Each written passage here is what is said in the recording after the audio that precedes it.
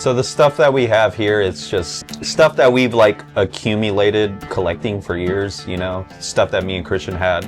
When we got the space, it was originally just going to be a workspace just to get work done out of, but why not make a storefront out of it as well? The biggest appeal to this store is that we're not trying to chase trends. We're not trying to chase what's hyped up right now. I think it's just really genuine to what we like. The shop and what we have here is very particular. You can't really find most of this stuff in a store. It's mostly just what we naturally just think is cool. It could be something like a Santa toy, or it could be like a Halloween walker, to a Japanese soft vinyl figure. A lot of old stuff, American, Japanese. It's just a bunch of junk that we have in here. Yeah.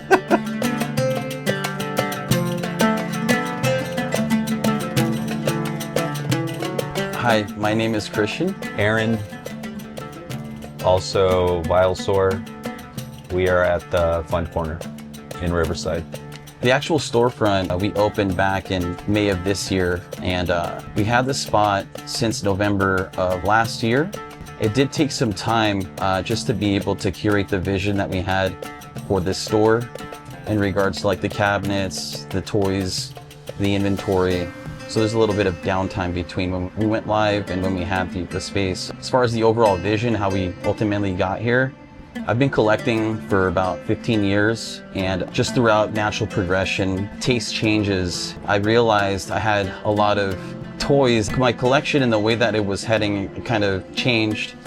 So those toys, I decided to just sell them back to the toy community, and I created a page. Before it was the Fun Corner, I had some other name, I forget the name of it. I realized as I was selling these toys, a lot of the stuff was kind of monster and horror related. So naturally I thought it'd be cool to kind of have a theme behind the page. And I thought, you know, a gift shop in Castle, Transylvania sounded cool. And I first came to Aaron, and I've known Aaron, this guy's been my friend for quite some time, even before toys.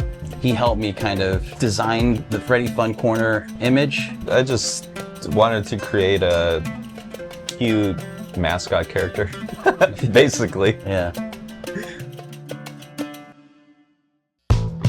So the type of experience that we're trying to provide the customer is, if you've ever seen our stories, is that everything's kind of mixed together, and the feeling that we're trying to chase initially with anybody that comes in here is that, wow, you know, they're kind of taken back. It's kind of hard to carry a conversation with them because they're just scanning the entire store, looking at everything. It's just a bunch of different types of toys together. Definitely the impact that we want to make is, you know, you're scanning the same cabinet 5 times, but you end up finding something new every time that you scan.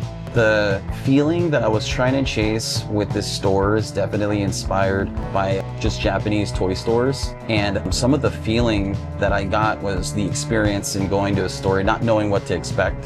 So, you know, it's definitely something that we try to chase. Just an underground toy store. Yeah. Christian usually brings in a lot of things for the store. Older toys like display cases and you know, stuff for the store. I'm usually getting work done in the back, whether it be sculpting, painting, illustration, design work, or whatever. I kind of use the back just as a workspace for us. Christian does as well. As far as running it, we get people coming in throughout the week. I mean, our store hours are Tuesdays and Thursdays, 2 to 6, as well as the weekends, 2 to 6 as well. Yeah, we just have weirdos coming in. Mm-hmm. And I don't know, it's cool. They come here and I don't know, they seem to like it. I will say this, predominantly, if it wasn't for Aaron, there would be no store, just because he's a huge help with being able to be here and operate. It's mostly him. I tend to come when I can throughout my schedule. So the spectrum of what you can find in here is, you could find a Japanese yokai model kit from the 60s, bootleg toys, there's patchy toys, there's all different types of toys. You can also find our own toys. You can find a barf bag. There's a barf bag I'm looking at right now. But yeah, there's a lot of different things you can find in here. I think that's part of the mystery behind this store is that, I mean, I can't really, it's hard to even sum up. It's a good chunk of like American weird toys. Yeah. Like stuff from here. It's a good chunk of Japan, like stuff from Japan as well. It's definitely hard to find around these parts. Yeah. A lot of it is just kind of weirdo stuff we picked up just from like collecting ourselves, because that's the stuff that we're into.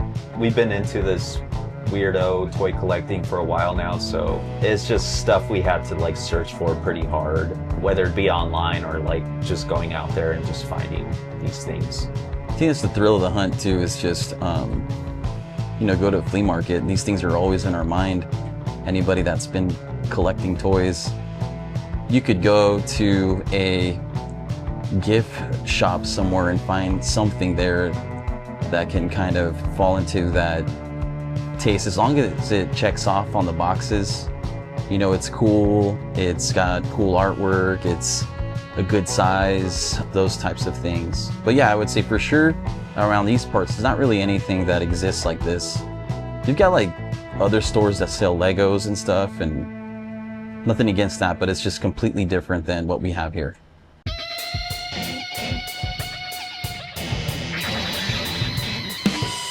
I've known Christian for, I don't even know how long. It's been years. Yeah. We've had like mutual friends, but then like just from going to shows, just different shows, like punk shows, we've just known each other, and like we've lived like close by each other. We share a lot of similar interests, and I started collecting like a while ago, and same as Christian. Our relationship, man, it must have started like 18 years ago or something. How old am I? I don't even know how old I am. I had to start like maybe like 15, 18 years ago, and it all started through music, and then just naturally gravitated towards it. I will say he had a toy collection before I did. Growing up, my mom and my dad are from Nicaragua, and I didn't really have a huge collection of toys.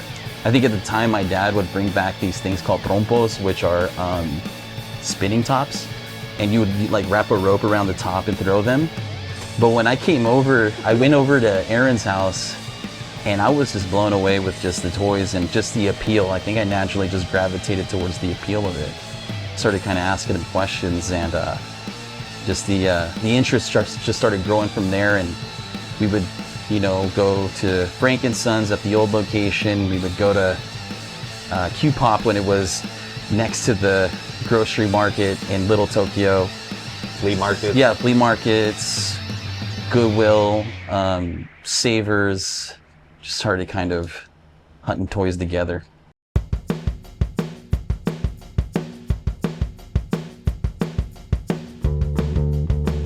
What happens behind the black curtain? Because there's a curtain here, and we do things behind the black curtain. We work on toys. That's what we do.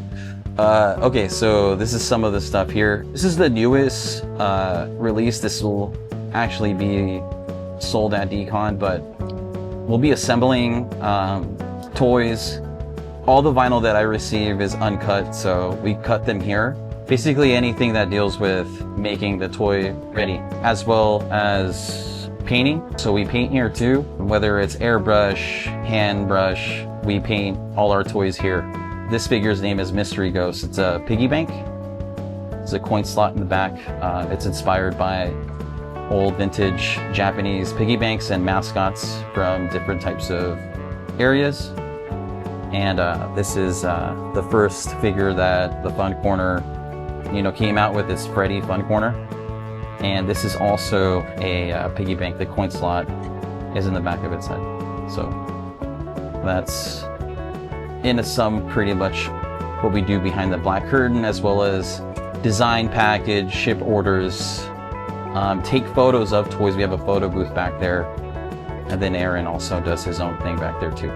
I guess my idea and the inspiration behind creating toys was that I wanted to give back to the community that I collected from. It was always something that I wanted to do, and once I was able to connect with certain people, that became a reality. And typically the work schedule and what that looks like for myself is a little bit different. I really have to plan things out. I have a lot of other priorities on top of the store. You know, the shop is closed on specific days during the week to allow us to be able to work on things and prepare with like new releases, photos, whatever we need to be able to help put out a certain toy. Well, Aaron was making toys before I did. So I actually have his first sculpt ever. He gave it to me, and I was just a fan of it, and I kept it. Actually, when we opened the store and we started bringing out product, I surprised him because I still kept it. And yeah, it was just, I think, It fell in line with everything that we liked. And yeah, I don't know. I guess, I don't know how you started sculpting. From collecting. Yeah, yeah. You know? Yeah, for sure from collecting. I think just like making more cool stuff that we already started collecting for myself. Like this is something, if I didn't make this, I would totally buy it if somebody else made it, right? It's a mascot, it's a good size.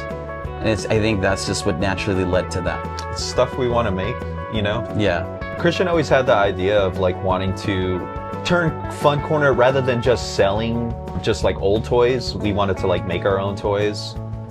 And Christian got a hold of me and asked if I wanted to like help him out as far as sculpting. So me and him, we're throwing ideas back and forth with each other, and I sculpted just like a mascot bank for him. That's kind of like where it started. Yeah, I think like 5 years ago, I sculpted the first figure for him. Everything that's made in vinyl is produced out of Japan. I wanted to just stay true to the authentic feel of Japanese Sofubi. So everything that is produced by the Fun Corner that is soft vinyl is Japanese based. Me personally, I work with Kito Kito, but his shop name is Saito Saigon. And man, he's an absolute pleasure to work with when it comes to just, you know, getting it ready, the entire process. He's very upfront with the way that he deals his business, and it's been a really pleasurable experience, and I think that's a huge reason why I keep going back to him. Anybody can make Japanese soft vinyl toys. Maybe like a couple years ago it was a little bit harder, but I think definitely the internet and Instagram has definitely opened up. Dude, yeah, anybody can make Yeah. toys. Like, you just kind of gotta look into it just like a little bit, but like anybody can do it, you know? You know, whether it be like you sculpting it yourself and finding a factory or something like that, or just communicating with people like overseas, you know. I think too, like just from like collecting, you study the toys in your collection and stuff. You kind of get a good idea of like how it's made and how it should be made and how things are pulled. You know, you just study that, and then some people get curious and they want to, you know, make something. You can find the Fun Corner on Instagram, the_fun_corner. You could find the Fun Corner soft vinyl figures on thefuncorner.com.